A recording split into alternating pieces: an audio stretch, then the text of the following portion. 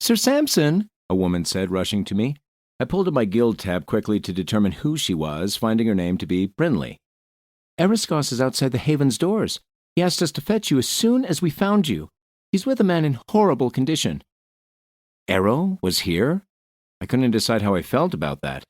The experiences of the instance had been so real, namely that a version of him created by the instance had betrayed us in the worst way I could imagine. And even after talking to Prince Harambe, I still didn't know if Aeron could be trusted. If there was ever a place to have a conversation with him, though, the Haven was the safest place. However, it was very concerning to me that he hadn't stepped inside yet. Eldrin and I looked at each other with eyebrows raised, and I nodded at the woman.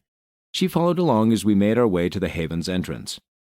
When I opened the door, Aeron stood 10 feet away, his face breaking into a grin when he saw us. He had that same mischievous, charming smile I was used to seeing. I smiled back slightly. I couldn't help myself. What concerned me, though, was that a bruised and bloodied man leaned on him, chunks of flesh missing from open cuts through his clothing. His wounds were tainted black as though they had been corrupted with some sort of poison. I couldn't see his face as he leaned on Aeron, but he seemed familiar. Aeron stepped forward with the man, thrusting him through the doorway. Eldrin and I stepped back as the man stumbled inside, staring up at me as he fell to the ground. Lord Catelyn! His eyes were wide in shock, staring at me in disbelief. He opened his mouth to speak, but didn't get anything out before he disappeared. Catelyn entered the safe haven with less than honorable intentions and has been transported to the penitentiary. See to him at your earliest convenience. I stared at Aeron, who just chuckled and stepped forward, saying nothing. When he crossed the threshold, he winked as his grin widened, and he disappeared. Before I had a chance to wonder what he planned to do while invisible, I received a similar prompt. Eriskos entered the safe haven with less than honorable intentions and has been transported to the penitentiary. See to him at your earliest convenience. I winced, a knot forming in my throat as I looked at Eldrin. Mere moments ago, we had been questioning Eriskos's part in all this. And even though I wanted to believe Harambe had misconstrued him to fit his own agenda in the instance when it had been put to the test just now, Aeron failed. And he undoubtedly knew he'd failed too. He had winked. We were all concerned with our own safety, and he winked when the Bloodhaven deemed him less than honorable.